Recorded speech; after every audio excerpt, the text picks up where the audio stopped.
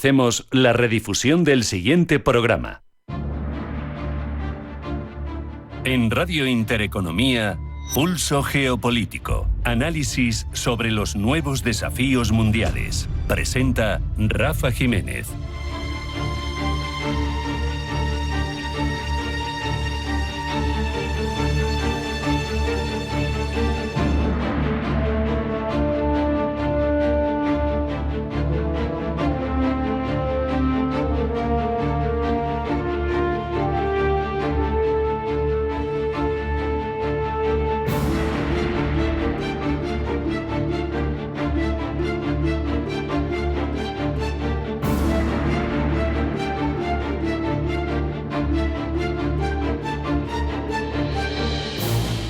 Bienvenidos a Pulso Geopolítico. Un plan de paz para Ucrania elaborado sin Kiev ni la Unión Europea, lo saben, lo hemos comentado, amenaza con convertirse en la consagración de la victoria de Moscú, pero es que poco a poco se van conociendo más detalles y el documento que estaba entre Steve Witkoff, enviado especial de Trump, y Kirill Dmitriev, el hombre de confianza de Vladimir Putin, no parece solo un intento de poner fin a un conflicto que va para 4 años, sino una radiografía de cómo se reconfigura el poder global en el siglo XXI. El plan, filtrado en sus líneas maestras, exige concesiones a Ucrania que prácticamente podrían definir perfectamente el plan de paz como una rendición de Kiev. Cesión total del Donbass, donde Kiev ahora mismo controla todavía el 15% del territorio, reducción a la mitad de su ejército, prohibición de recibir armas occidentales de largo alcance, albergar tropas extranjeras. En esencia es desnudar, desproteger a Ucrania, un texto que convierte en legítimas además todas las ganancias territoriales obtenidas por la fuerza por parte de Rusia y que deja además a Ucrania desarmada frente al vecino, que ha demostrado claramente que no va a cumplir con lo firmado, porque en los años 90 ya firmó a cambio del arsenal nuclear de Ucrania que respetaría sus fronteras y a la vista está que no lo ha hecho. Lo más inquietante, además del contenido, que de por sí ya es bastante, es el método. Un acuerdo cocinado de puertas para adentro por dos hombres, uno que es un magnate inmobiliario sin experiencia diplomática alguna, un amiguete de Trump, y otro un tecnócrata vinculado al círculo íntimo del Kremlin. Ambos han tejido una relación personal mientras el mundo arde y Europa, que ha sido el principal sostén de Ucrania con armas y ayudas económicas, queda relegada a un papel de espectadora junto con otros que han intentado intervenir en el ámbito del acercamiento diplomático, como puedan ser Turquía y Qatar, que sí han tenido voz en cuanto a la mesa, pero que ahora mismo en esta fase parece que también son irrelevantes. Aquí sabemos que no podemos estar ante un nuevo Yalta, no pueden hacerse equivalencias justas entre el proceso negociador que surgió tras la Segunda Guerra Mundial y el que está surgiendo aquí. Es evidente que en algo sí se parecen, las grandes potencias deciden el destino de las naciones más pequeñas, pero hay una falta de altura de miras de los líderes que no resiste de ninguna manera una comparación. Hay que retroceder a enero del 25, con la asunción de Donald Trump como 47º presidente de Estados Unidos, para entender que esta era una de sus principales bazas electorales. Había prometido que en 24 horas terminaría con la guerra y parece que le da igual Ucrania, le da igual la Unión Europea, lo que quiere es apuntarse ese tanto, pero de partida ya ha fracasado porque desde luego no le ha costado 24 horas, ni mucho menos. Europa, por su parte, está sumida en crisis energéticas, migratorias, en políticas de falta de cohesión, en sus postulados, incluso en la forma de entender la defensa. Por eso Vladimir Putin tiene muchas más bazas de la que parece para conseguir, resistiendo las sanciones como está consiguiendo, reorientar todo lo que ha conseguido hacia un logro que se podrá vender de puertas para adentro, porque si bien es cierto que es un cierto fracaso para una Rusia que esperaba en una suerte de blitzkrieg conquistar en apenas unos días toda Ucrania, pues hay que tener en cuenta que Ucrania no es un país pequeño, son en torno a 600 y pico mil kilómetros cuadrados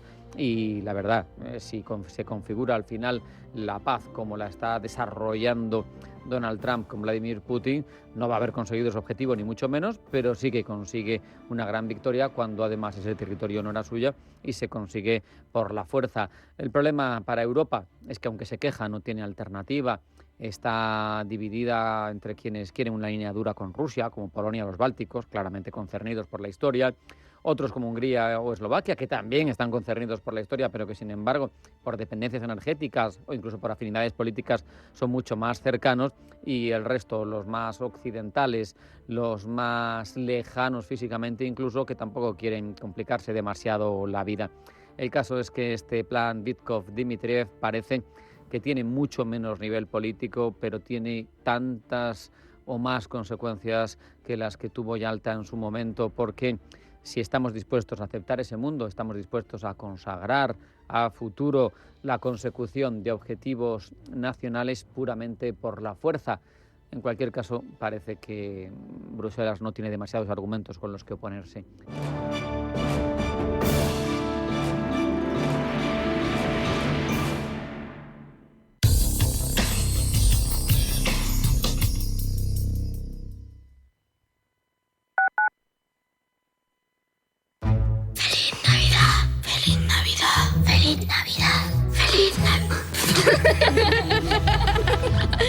Venga. ¡Feliz Navidad! Celebramos la Navidad contigo en Radio Intereconomía. ¡Feliz Navidad! ¿Por qué ayudan los que ayudan? Trabajadores sociales, educadores, voluntarios, investigadores. A pesar de las dificultades, dedican su día a día a ayudar a los demás porque creen en la utopía de una sociedad más justa para todos. Porque lo imposible solo es un poco más difícil que las cosas difíciles. Fundación La Caixa. Creer para transformar. Hola, soy Marc Ribes, soy trader profesional y colaborador de Radio Intereconomía, y quería mandaros un saludo a todos vosotros y daros las gracias por habernos acompañado en este año tan intenso de bolsa, y recordaros, como decía el gran Peter Lynch, que el mercado de valores es esquizofrénico, volátil y completamente impredecible. Por eso mismo es importante recordar siempre que debemos de invertir en aquello que conocemos, y no solamente en el mercado, sino que más allá del mercado, en la vida también debemos de invertir en lo que conocemos, reconocer sus méritos y dar las gracias, porque a veces se nos olvida dar las gracias a todas las personas que nos dan cariño todos los días, que nos apoyan todos los días, que confían en nosotros todos los días, y siempre es bueno recordar que la mejor inversión es invertir y cuidar aquello que conocemos. Por eso quería felicitaros las fiestas y que sigamos compartiendo este espacio en este maravilloso medio que es Radio Intereconomía. Hola, soy Javier García Viviani, presento Cierre de Mercados en Radio Intereconomía. Cierre de Mercados es como el punto en la I. Un programa que deja las cosas en su sitio. Di que nos escuchas.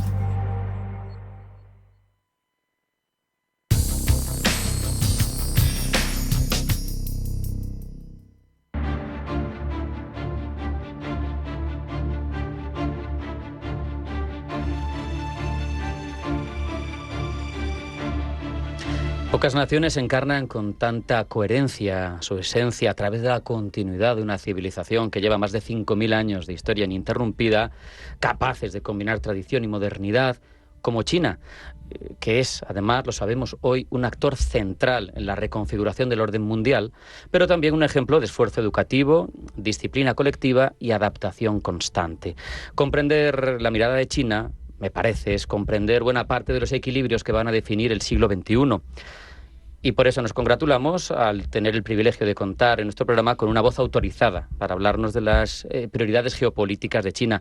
Su representante en España, el excelentísimo señor embajador de la República Popular de China en nuestro país, Yao Jing. Embajador, bienvenido. Gracias por estar con nosotros. Gracias. Señor embajador, en un momento en el que el orden internacional parece reconfigurarse, los BRICS, OCS, China lidera una serie de alternativas al orden occidental que surgió tras 1945 y que denuncian no responde a la realidad actual. Escuchábamos recientemente al presidente Xi apostar firmemente por el multilateralismo, pero yo pregunto, ¿qué papel quiere jugar China en ese nuevo orden mundial? 大使先生，当前国际秩序正在重塑，中国在很多诸如金砖国家上合组织等多边机制发挥作用。请问中国希望在新秩序中扮演什么样的角色？首先，让我非常荣幸的感谢这个 Radio Intereconomia 的采访。我觉得你们在经济界在西班牙很有这个影响力，所以呢，我今天很珍惜这个机会。第二个呢，我也利用这个机会啊，通过这个电台啊，向伟大的西班牙人民啊致以国庆的祝贺。En primer lugar, quería decir que yo siento muy honrado por haber invitado a esta entrevista con la Radio Intereconomía, que sé que juega un papel muy importante en el sector económico de España. Y en segundo lugar, quería emitir una felicitación a todo el pueblo español por su Día de la Hispanidad. 现在呢，我简单的回答一下您的提问，因为也非常感谢这个你们电台对中国的关心，对中国政策的这种关心。像关于国际秩序啊，其实中国的这个立场很简单的，我们现在认为是一个多极化和全球化的时代。Quería responder a sus preguntas en brevedad. En primer lugar, agradecemos mucho su interés por la política de China y tenemos una propuesta. Sentimos que el orden internacional de ahora se caracteriza por el multilateralismo y la globalización. 今年是联合国成立80周年，也是我们抗日战争和反法西斯战争胜利80周年。这个时候回顾国际秩序的发展历程对我们进一步的推动世界和平与发展很有意义。中国对国际秩序的一个很简单的一个看法，就是我们始终捍卫联合国的权威，维护以联合国为核心的国际体系，以国际化为基础的这个国际秩序。Que este año marca el 80º aniversario de la fundación de la ONU y también el 80º aniversario de la victoria del pueblo chino en la guerra de resistencia contra la agresión japonesa y también la guerra mundial contra el fascismo. Entonces, sentimos que es un momento clave en repasar la trayectoria de la evolución del multilateralismo y eso juega muy importante papel en el desarrollo de la causa de paz para el mundo. Sentimos que China siempre apuesta por un orden internacional centrado en la ONU, también un sistema internacional basado por las normas básicas del derecho internacional. Defendemos con firmeza la autoridad de la ONU. 国际法没有过时，联合国也没有过时。我们依然认为现在的国际体系和秩序能够有利于世界的和平与稳定。但是呢，从中国的角度来说我们觉得呢，也要推动国际秩序和体系进行必要的改革和完善。您刚才提到的上合组织、金砖国家，其实呢，某种程度上体现了国际社会，特别是全球南方对国际体系的一些改善方面的一些诉求。Yo diría que ni el derecho internacional ni la ONU está fuera de moda. Todavía están en avance de nuestro tiempo. Entonces, es muy importante para salvaguardar la paz y la estabilidad de este mundo. Pero la cosa es que en el mundo actual necesitamos mejorar y perfeccionar aún más este sistema multilateral, por lo que la OCS, los BRICS, pueden jugar un papel importante en este proceso.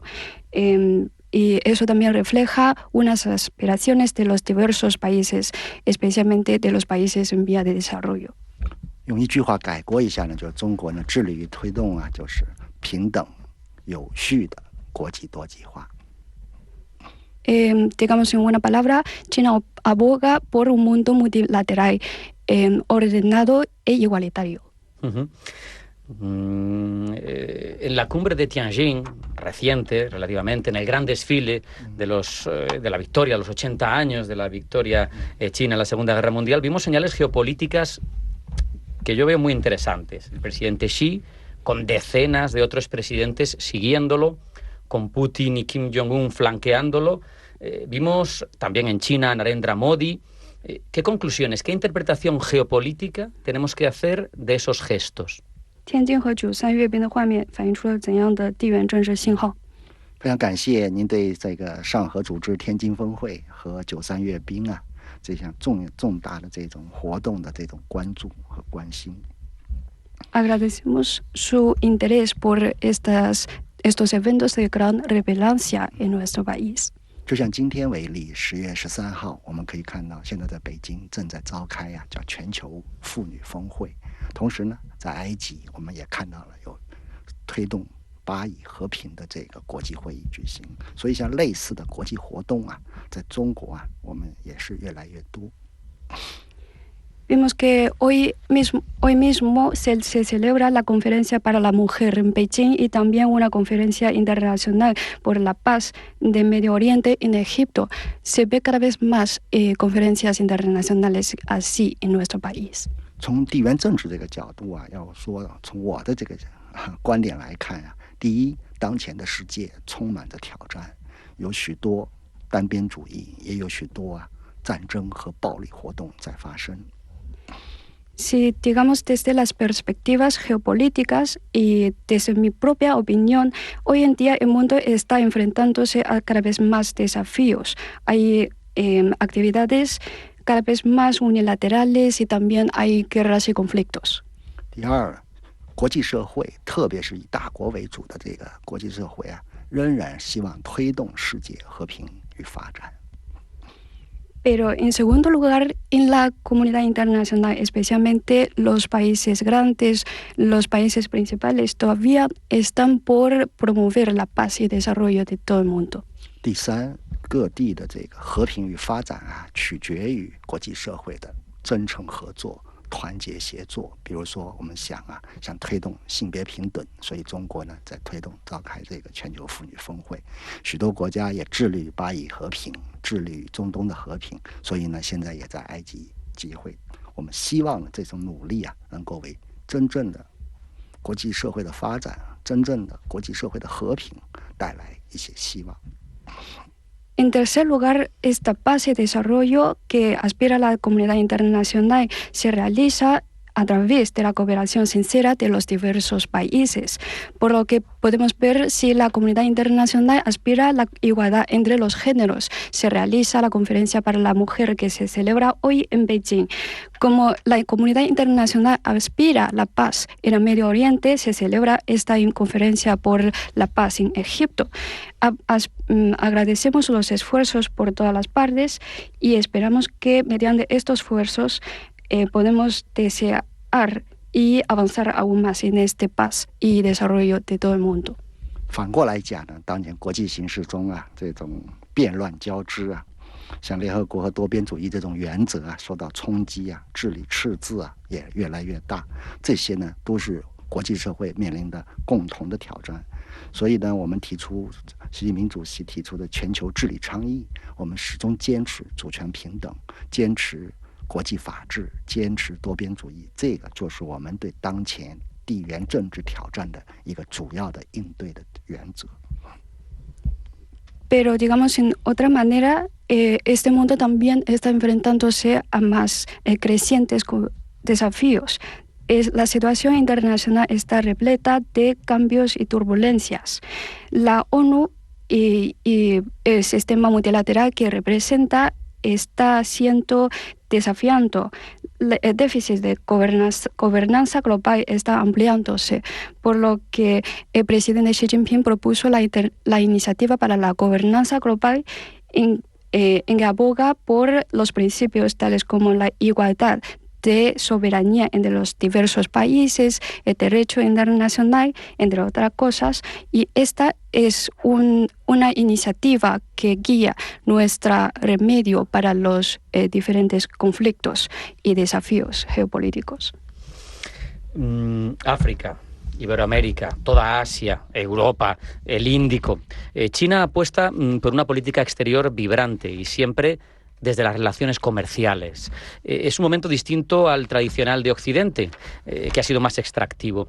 Los países en desarrollo valoran esto, pero también hay voces que advierten sobre la trampa de la deuda.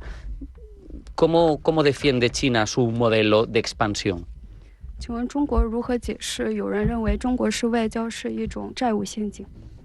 首先呢，我想这个中国现在和国际社会合作经贸合作，特别是金融方面的合作是一个主要的领域。En primer lugar, quería enfatizar que China está llevando a cabo cada vez más cooperaciones con la comunidad internacional y la cooperación financiera constituye una parte muy importante en ello. 我们呢跟广大的发展中国家，刚才你提到的像亚非拉地区啊，也提供了很多的这种金融上的支持。 Estamos ofreciendo cada vez más apoyo financiero a los inmensos países en vías de desarrollo como en Asia, África, América Latina que mencionó. 特别是我们近10年吧，10多年，我们倡议的这个“一带一路”啊，主要是着眼于跟发展中国家共商、共享、共建这个原则啊，我们想推动共同发展的一个倡议。 Especialmente hace casi una decena de años hemos propuesto la iniciativa de la Franja y la Ruta. Es una iniciativa que hemos propuesto para lograr el desarrollo compartido de los diversos países y realizado mediante el principio de contribuir juntos, discutir juntos y beneficiarse juntos. 我呢来西班牙之前，我也是在发展中国家工作，我充分的了解有一些媒体有一些说法关于中国的融资是一个债务陷阱。 Antes de que yo asumo he montado en España, yo también trabajaba en muchos países en vía de desarrollo. Yo he escuchado muchas veces a unos medios de comunicación dicen que la financiación de China es una supuesta trampa de deuda. 我想呢，强调几点，这个债务陷阱的说法是站不住脚的。一个呢，就像我们跟发展中国家、发展中地区合作的原则，就是共商、共建、共享。像从这个原则，我们所有的大的这个金融贷款也好、投资也好，都是企业和政府充分协商的基础上确定的。Pero yo quería explicar que por qué esta teoría de la supuesta trampa de deuda no tiene ninguna razón. En primer lugar, llevamos a cabo esta cooperación de financiación con los diversos países a través también del principio de discutir juntos, contribuir juntos y beneficiarse juntos. Entonces, todos los proyectos grandes de préstamo o de inversión se realizan por una consulta extensiva entre el gobierno y las diferentes empresas. 第二，我们跟这些国家的合作主要遵循着国际惯例、市场原则和债务可持续的原则，不会给他们增添额外的政治或经济负担。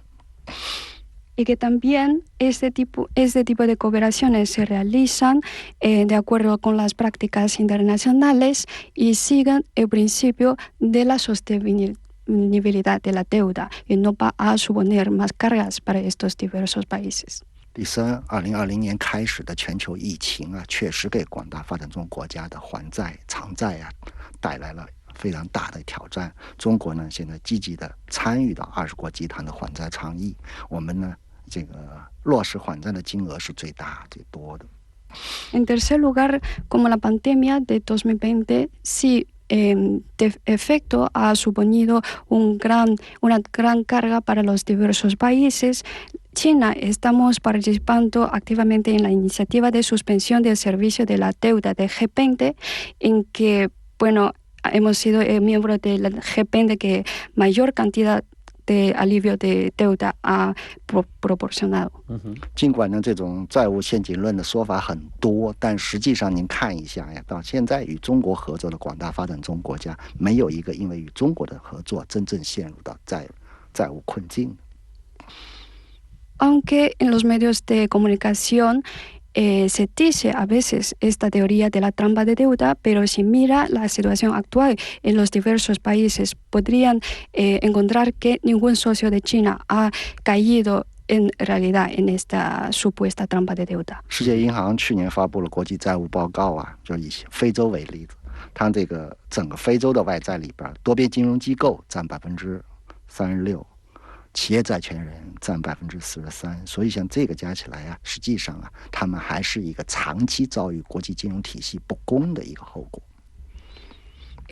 Bueno, recuerdo que el Banco Mundial publicó un informe el año pasado diciendo que tomando, por ejemplo, la situación de África, su deuda con las instituciones financieras multilaterales representan casi el 36% de su deuda total, mientras que la deuda con acreedores comerciales representa el 43%. Es decir, su situación actual es un resultado de su sufrimiento por la injusticia del sistema financiero mundial. 相反呢，中国和非洲国家乃至其他发展中地区的这个双边互利合作呀，反而有助于这些国家的经济金融稳定发展，有助于这些国家的经济可持续发展。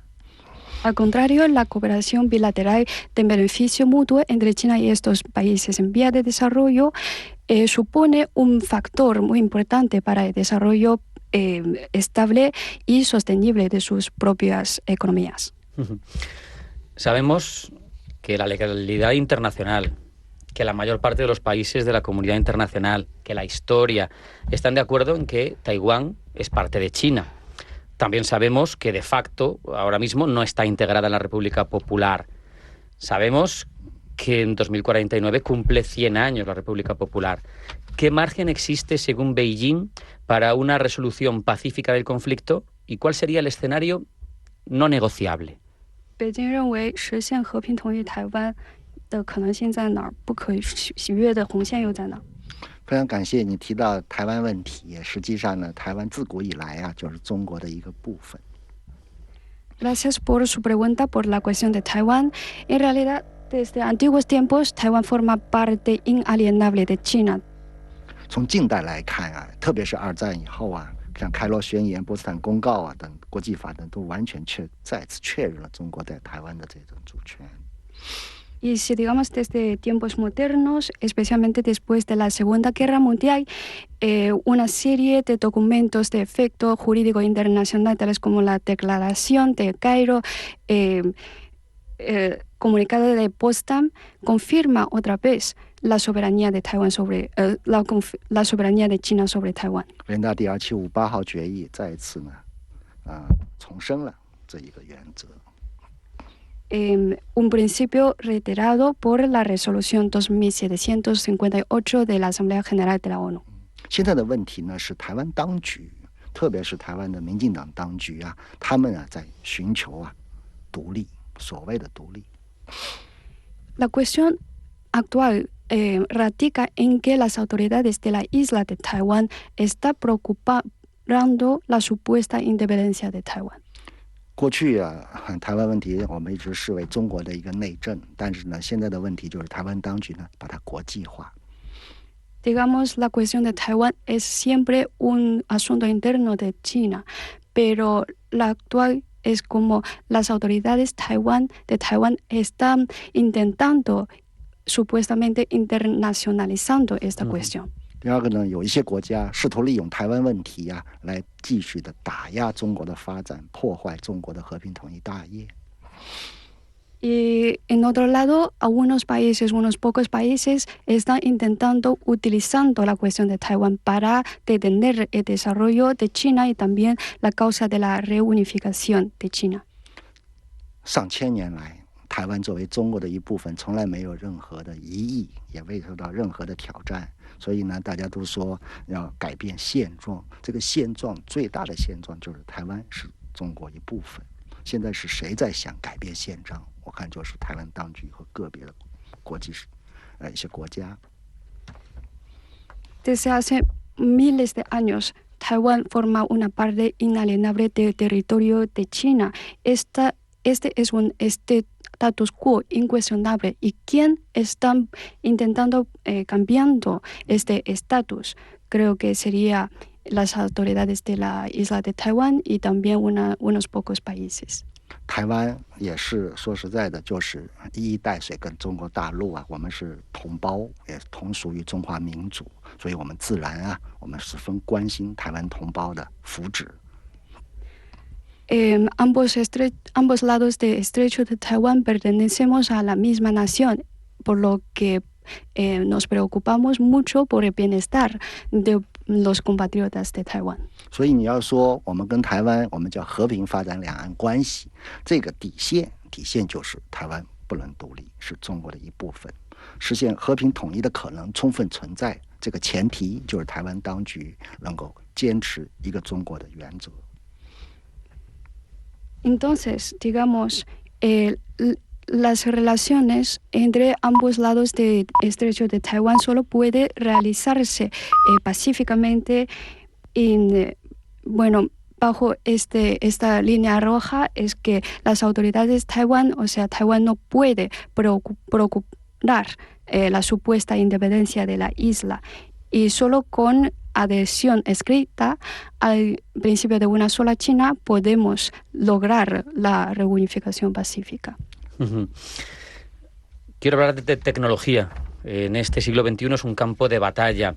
La competencia por el liderazgo en la inteligencia artificial, 7 de cada 10 patentes son chinas, los semiconductores, el 5G, el dominio de China en las tierras raras, muy inteligente estratégicamente. La pregunta es, ¿cree el embajador que China, ahora mismo sufriendo sanciones, restricciones tecnológicas, está sufriendo un intento de frenar su desarrollo? 大使认为现在的一些科技制裁措施是为了阻止它的发展吗？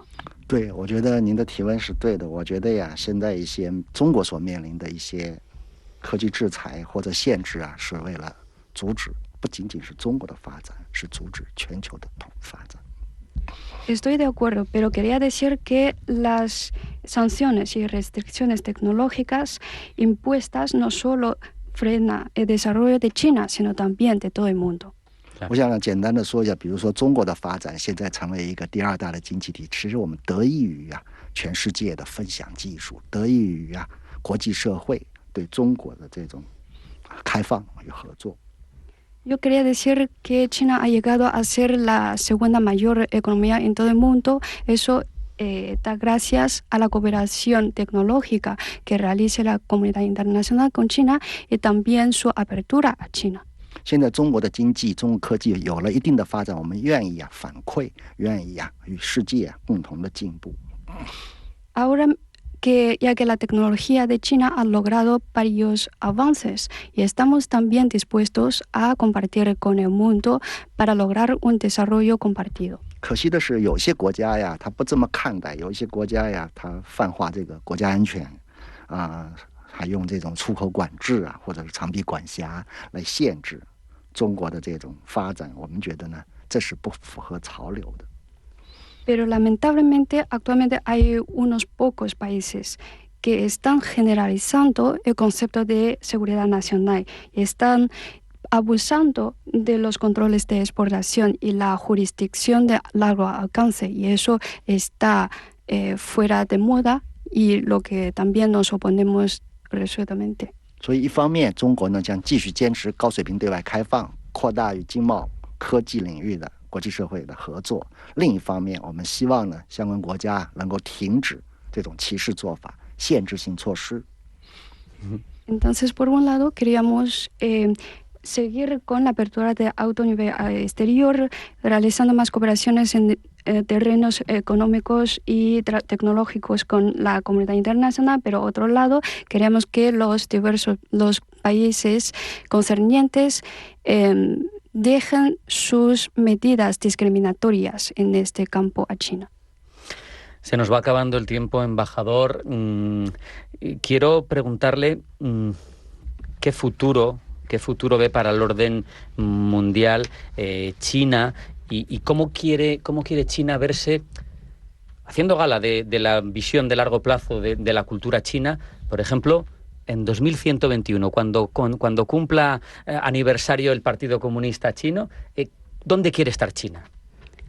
但是我们现在时间不太足够了，我想请问一下，中国长远来看对未来的愿景是怎么样的？希望是一个怎样的国际秩序？特别是在中国建国100年的时候。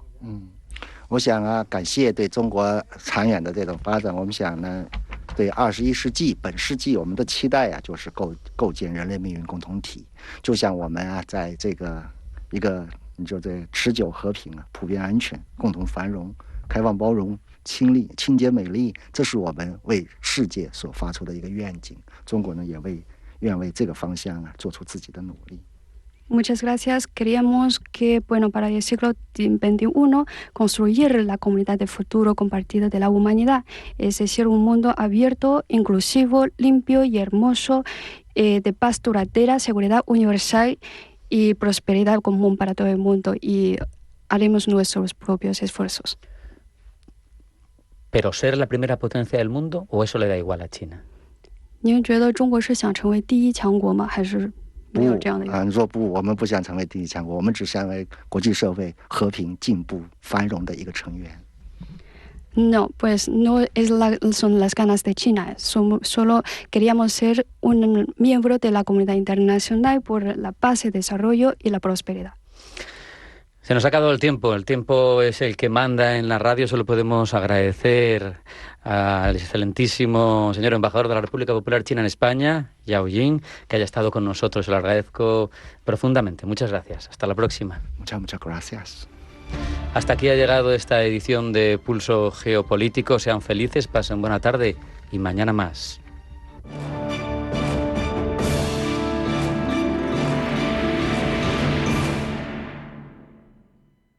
¿Por qué Agua Sierra Cazorla es única?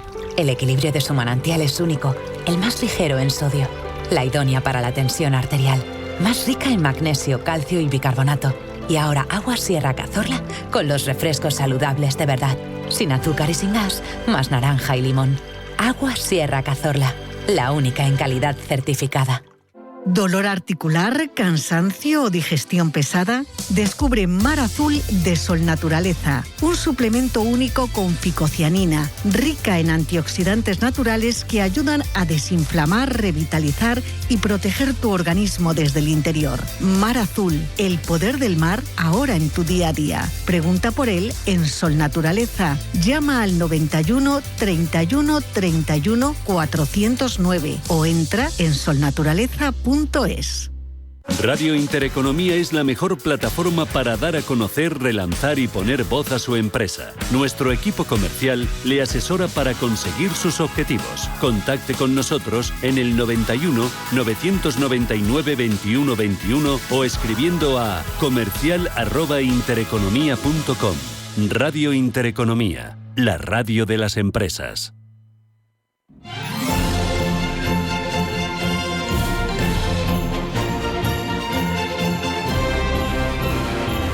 Desde el corazón de Radio Intereconomía, celebramos la Navidad contigo.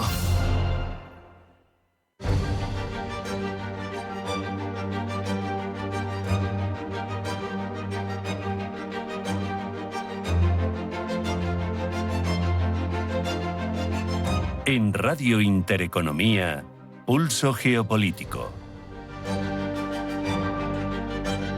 Volvemos a la energía porque vuelve a estar en el centro de la geopolítica europea. La reciente decisión de la Comisión de apoyar la construcción de la primera central nuclear de Polonia no es un hecho aislado, es el reflejo de un cambio profundo en la forma en la que la Unión entiende su autonomía, su seguridad, su futuro, tanto energético como incluso tecnológico, en un continente sin petróleo ni gas propios, con una demanda eléctrica creciente por la digitalización, los centros de datos, la IA. Pues renunciar o apostar a la energía nuclear cambian completamente las cosas. Por eso hemos invitado a Francisco Tarín, experto en energía nuclear, fue presidente del grupo de trabajo sobre enriquecimiento de uranio de la World Nuclear Association y miembro del Consejo Asesor de la Agencia de Suministro de Euratom en representación de España, para analizar qué está en juego, qué modelo se construye en Europa y qué consecuencias puede tener para nuestro futuro y nuestra competitividad en función de lo que decidamos a las próximas décadas. Francisco, bienvenido, como siempre, un placer. Buenas tardes. Buenas tardes, encantado de estar aquí siempre con vosotros. Muchas gracias. Lo pongo de nuevo, lo comentaba al comienzo. Comisión aprobando ayudas, creo que un 30 o un 40% quiere asumir de la primera central nuclear de Polonia. Más allá del caso concreto, ¿qué nos sugiere esta decisión? Hombre, es curioso porque, bueno, no es exactamente una ayuda de la Unión Europea. La Unión Europea siempre digo yo que pone muy poco dinero si comparamos con los competidores. Entonces, pero Polonia sí que está muy decidida a bajar sus emisiones y a aumentar su seguridad del suministro, que es lo importante de la energía nuclear ahora, ¿no? Y entonces ha decidido dar muchas ayudas, ¿no? entonces en este proyecto de PEJ, que el otro día estuve hablando con ellos, porque necesitan ayuda porque no tienen experiencia. Qué bueno. O sea, en España tenemos expertos y nos quieren cerrar las nucleares. Y en Polonia quieren poner nucleares y no tienen expertos, ¿no? Y entonces, bueno, el proyecto son de 3 centrales grandes, los AP1000 de Westinghouse, y son casi 4.000 megavatios, y son 44.000 millones de euros, ¿vale? Entonces, 44.000 millones de euros es muy difícil. Y antes era casi imposible, o sea, en la energía nuclear lo que más cuesta es el capital inicial, ¿no? Y entonces, ellos están muy decididos con el programa de los grandes reactores y también de los Small Modular Reactors, de los pequeños, que también quieren, ¿no? Entonces, este proyecto son de 3 grandes y es una empresa estatal, PEJ, y claro, para animar a los inversores privados, digamos, el Estado tiene que apoyar para un proyecto de tan gran envergadura. Y en base a estos criterios estratégicos de independencia energética, de descarbonización y tal, pues ha decidido el gobierno polaco crear esta empresa. PEJ es una empresa dependiente del Tesoro y entonces les ha dado una financiación, pero bueno, digamos, una ayuda directa de 14.000 millones, que son el 30%, es una ayuda directa. Luego, además, ha dado las garantías para que los otros 30.000 millones a los bancos que se animen a financiar. Y luego, encima, les ha asegurado un contrato por diferencias que les asegura unos precios estables. Ellos intentaban durante 60 años y la Unión Europea se los ha reducido a 40, que en ese tiempo se podría amortizar y tal. Entonces, ese paquete de ayudas tiene que ser aprobado por la Unión Europea, ¿no? Y les ha costado 1 año, que es bastante corto para lo que suele tardar el elefante europeo. Sí, tremendo. Entonces les ha aprobado eso, pero no es que la Unión Europea le dé un puñetero duro, que eso no es el caso. Pero importante por lo que supone de enfoque. Un apunte, has dicho Westinghouse. Westinghouse, sí. ¿Se lo compramos a los estadounidenses entonces? Es curioso porque tenemos un suministrador europeo que es Framatome, el poderoso gigante francés. Pero el EPR, que a lo mejor lo hablamos también, que es ese otro reactor que competía con Westinghouse, pues ha tenido problemas en Olkiluoto y luego en Flamanville de costes, es un monstruo y tal. Y entonces, bueno, se han decidido por Westinghouse. Qué lástima, porque me parece que si buscamos autonomía estratégica en el energético y el suministrador de todo el aparato que es pues el va a ser Westinghouse. Y de hecho, el combustible lo fabricarán en Colombia. Lo bueno de estos proyectos que se llaman de generación 3 o 3 Plus, que son como los actuales, pero más pasivos, con mejores de seguridad. Por ejemplo, que en ENUSA, cuando yo estuve trabajando allí, pues aquí en España se puede fabricar el combustible de esa central también. Es decir, qué bueno. Que en el futuro los primeros núcleos los suministrará Westinghouse, pero a lo mejor en el futuro nos dan trabajo a España y a Europa. Qué interesante. Si conseguimos la cosa. Francisco, ¿la nuclear podría convertirse en un continente sin petróleo y sin gas? Quitando alguna excepción por ahí por el Mar del Norte, pero vamos, que no es suficiente, en un pilar verdadero de soberanía energética europea a largo plazo? Totalmente, porque de hecho yo creo que sería hasta ahora sí que es verdad que hemos dependido, como era más barato comprar a Rusia, pues también tenemos una dependencia de Rusia en combustible y en ciertas cosas, ¿no? Pero, por ejemplo, los suministradores de reactores, Westinghouse es americano, pero es occidental, bueno, General Electric es americano, pero Framatome es europeo y están intentando hacer que sea más barato este reactor, el EPR, que ahora llaman el EPR2, porque será menos monstruoso, mucho más sencillo y entonces más barato, ¿no? Entonces, ahí lo tenemos y en lo que es el combustible, que es muy importante para la parte también intentamos completar. Francia tiene todo prácticamente. Tenemos enriquecimiento en Alemania también, en Holanda y en el Reino Unido.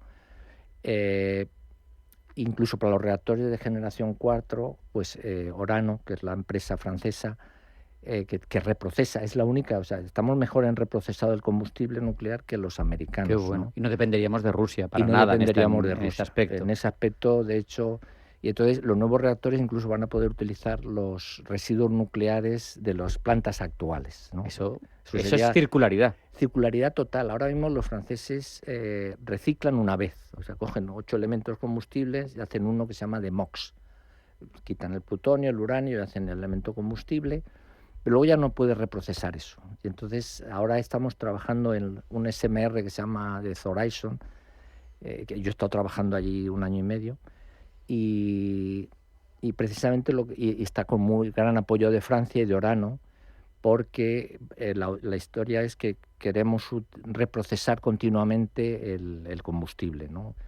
Pues generarían tanto combustible como metemos, que además metemos el plutonio de lo que se recicla de los actuales, y luego tendríamos que desarrollar el sistema de reprocesado, que sería electroquímico, para volver a, como generamos tanto combustible físil como quemamos, hay que volver a limpiarlo de venenos neutrónicos y tal, y volver a limpiar ese combustible y volverlo a meter infinita. Bueno, en teoría, pues con lo cual seríamos totalmente autosuficientes. Es que eso es lo que se está buscando. No entiendo cómo dar tantas vueltas. No necesitaríamos ni siquiera ir a las minas, como tal, nada. Es tremendo.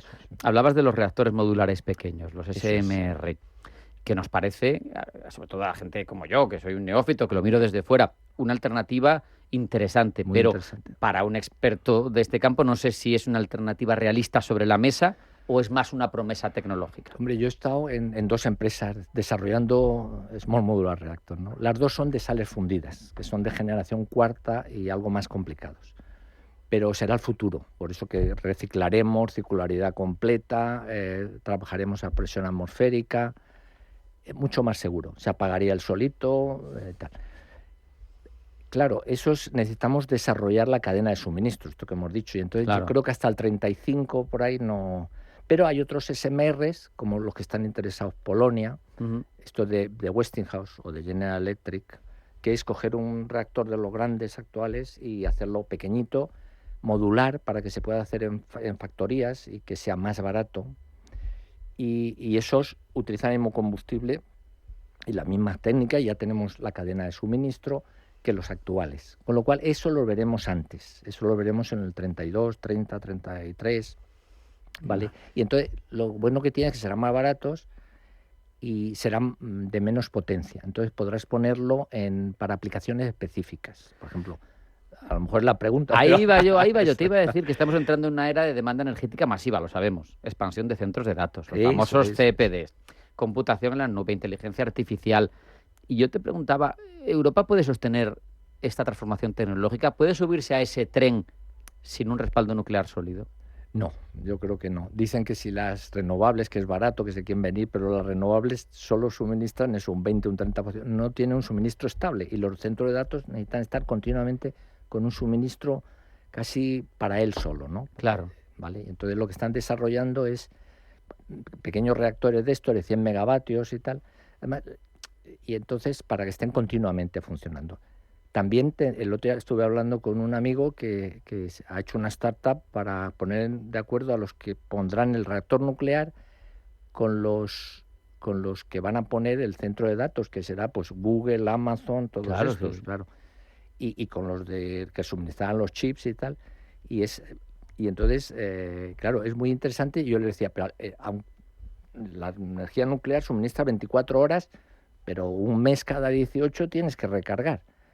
No importa, pondremos 2 reactores para que sea continuo. O sea, estarán 50 y 50 y cuando tenga que parar un reactor, pues subirá la potencia del otro. Qué bueno. Sí, pero lo que quieren Google, Amazon, todo esto grandes es tener ahí dedicado a su... Porque es que no solo es esa entrega continua, no es solo lo que decías respecto de lo que aporta ahora la renovable, sino que es un incremento de energía tremendo el que se necesita. Tremendo. Pero eso me lleva a otra derivada. Pero lo de Europa no te lo he contado. Europa estamos atrás. O sea, Estados Unidos está ayudando.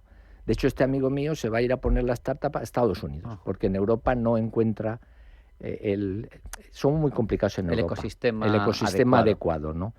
Yo espero que nos despertemos y demos más ayudas, ¿no? O sea, sí que es verdad que Europa ha creado lo que se llama la Alianza para los SMRs. Yo he estado allí continuamente con la SMR, European Union Small Modular Reactor Alliance. Los americanos dan ayudas directas, mucho dinero, ¿no? Y créditos fiscales, etcétera, etcétera.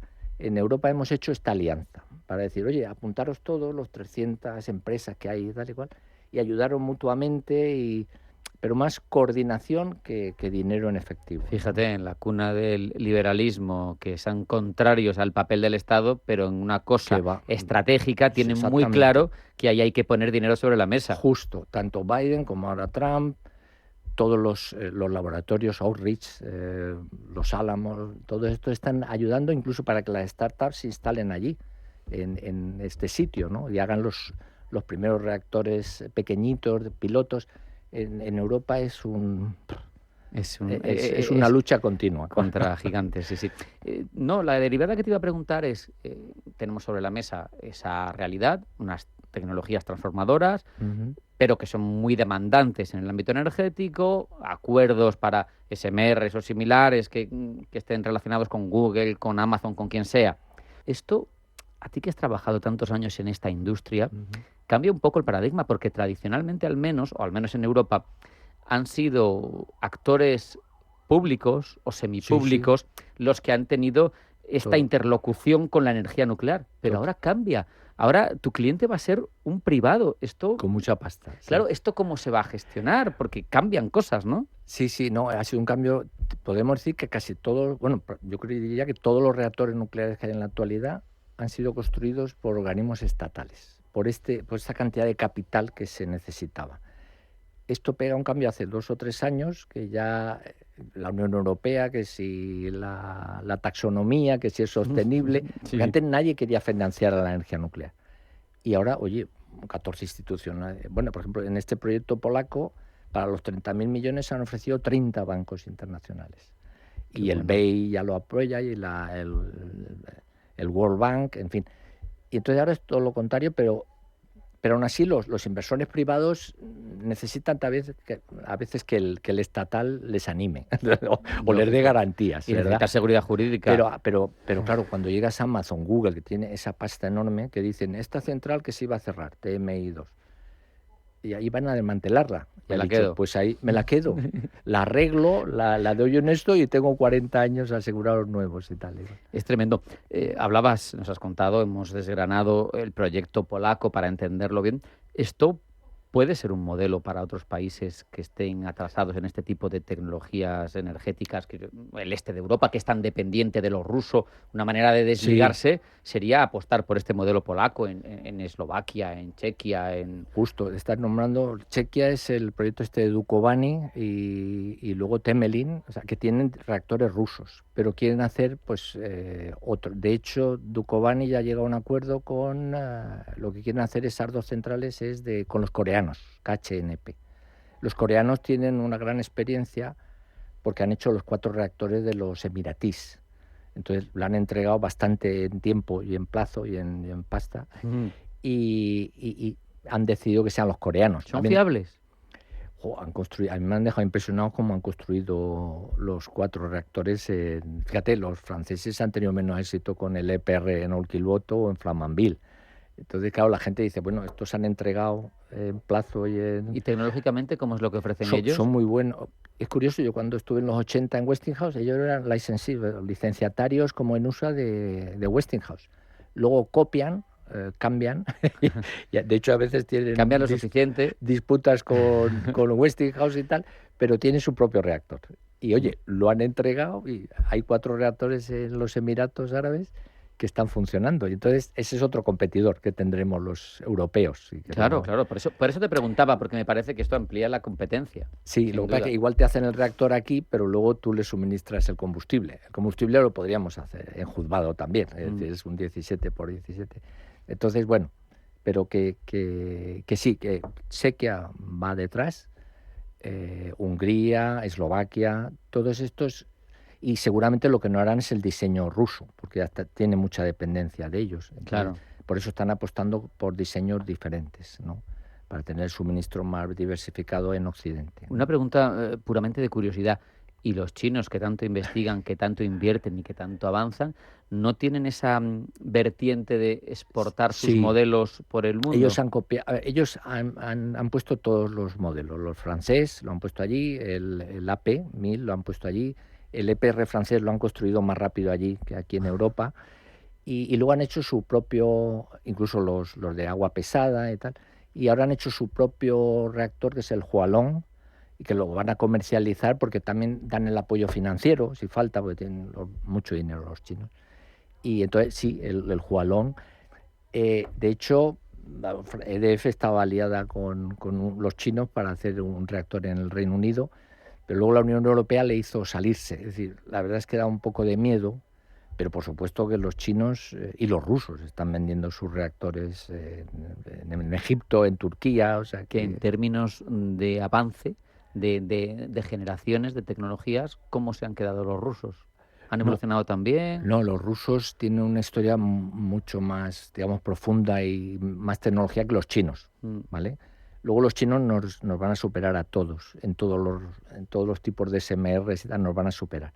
Pero los rusos tienen, por ejemplo, las técnicas de reprocesado y tal, por ahora solo tienen los franceses y los rusos, ¿eh? O sea, en eso, reactores rápidos, pues los rusos ya tienen sus reactores rápidos funcionando y nosotros en Occidente queremos ahora reavivar los rápidos, esto que te he dicho, para recircular completamente el combustible.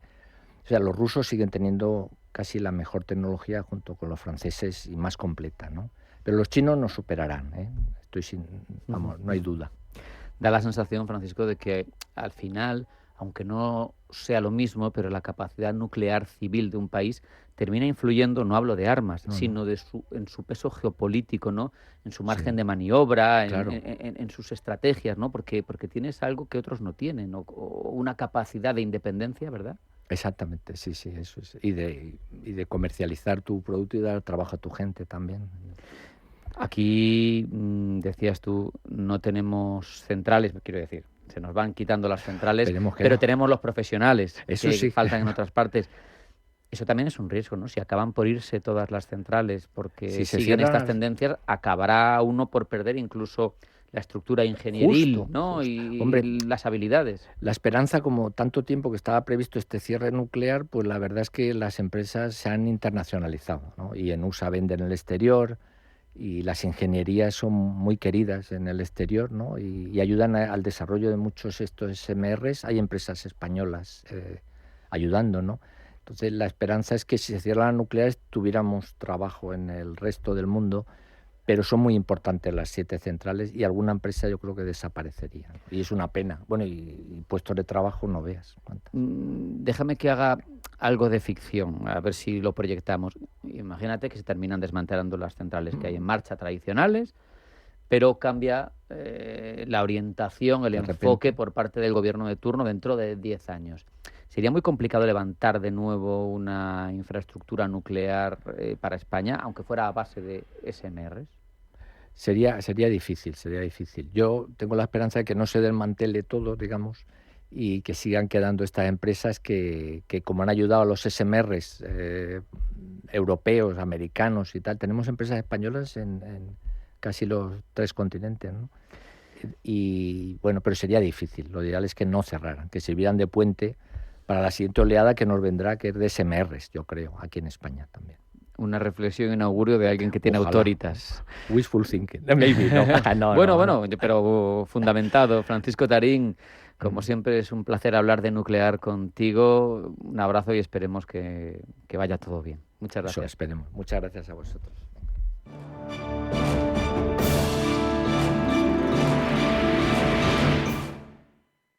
Se sabe cuando se hace sin prisa. Se sabe cuando hay honestidad. Cuando se ama lo que se hace. Cuando es legado ibérico, se sabe. Y si lo eliges, aciertas. Legado ibérico de El Pozo. Número 1 en España y en el mundo. Radio Intereconomía es la mejor plataforma para dar a conocer, relanzar y poner voz a su empresa. Nuestro equipo comercial le asesora para conseguir sus objetivos. Contacte con nosotros. Teléfono 91 999 2121 y en el mail comercial@intereconomia.com.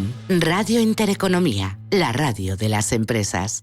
Hola, soy Marc Ribes, soy trader profesional y colaborador de Radio Intereconomía y quería mandaros un saludo a todos vosotros y daros las gracias por habernos acompañado en este año tan intenso de bolsa y recordaros, como decía el gran Peter Lynch, que el mercado de valores es esquizofrénico, volátil y completamente impredecible. Por eso mismo es importante recordar siempre que debemos de invertir en aquello que conocemos y no solamente en el mercado, sino que más allá del mercado, en la vida también debemos de invertir en lo que conocemos, reconocer sus méritos y dar las gracias, porque a veces se nos olvida dar las gracias a todas las personas que nos dan cariño todos los días, que nos apoyan todos los días, que confían en nosotros todos los días, y siempre es bueno recordar que la mejor inversión es invertir y cuidar aquello que conocemos. Por eso quería felicitaros las fiestas y que sigamos compartiendo este espacio en este maravilloso medio que es Radio Intereconomía.